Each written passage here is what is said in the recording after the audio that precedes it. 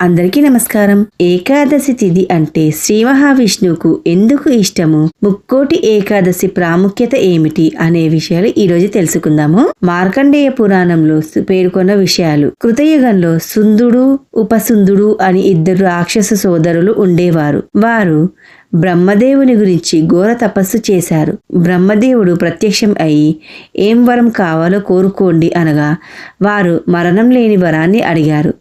అప్పుడు బ్రహ్మదేవుడు అది అసాధ్యం, మరే వరం అయినా అడగండి అనగా వారు బాగా ఆలోచించి ఒకరి చేతిలో మరొకరు మరణించే వరాన్ని అడిగారు. అప్పుడు బ్రహ్మదేవుడు సరే అని వారు అడిగిన వరాన్ని ఇచ్చి అదృశ్యం అయిపోయారు. ఇక తమకు చావు లేదని భావించి వారు అనేక అకృత్యాలు చేయడం మొదలుపెట్టారు. వారి బాధలు పడలేని దేవతలు శ్రీ మహావిష్ణువును ప్రార్థించి తమను రక్షించమని వేడుకొన్నారు. అప్పుడు శ్రీ మహావిష్ణువు వారి ప్రార్థనను మన్నించి ఒక అద్భుత సౌందర్య రాశిని సృష్టించి ఆమెకు ఏకాదశి అని పేరు పెట్టి సుందుడు ఉపసుందుడు ముందుకెళ్ళి నిలబడమన్నాడు. అప్పుడు ఆ సుందరి స్వామి చెప్పినట్టే చేసింది.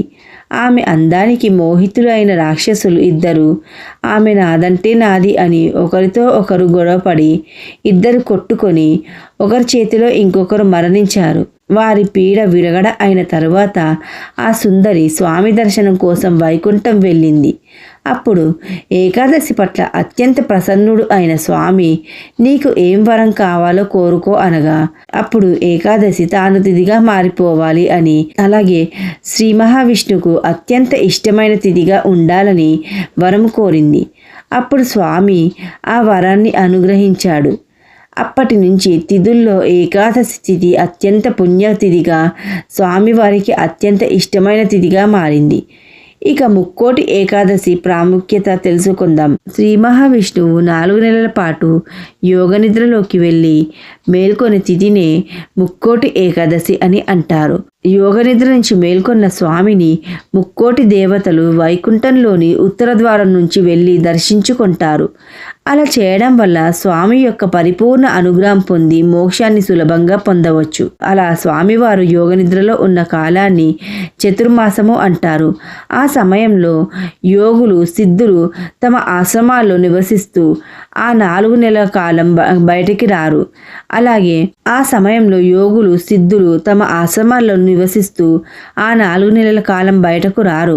అందుకే ఆషాఢ మాసంలో వచ్చే శుక్లపక్ష ఏకాదశిని శయన ఏకాదశి అని, ఇప్పుడు మార్గశిర మాసంలో శుక్లపక్షంలో వచ్చే ఏకాదశిని ఉత్తాన ఏకాదశి అని అంటారు. ధన్యవాదాలు. నా ఈ వీడియో మీకు నచ్చినట్లయితే లైక్ చేయండి, షేర్ చేయండి, సబ్స్క్రైబ్ చేయండి.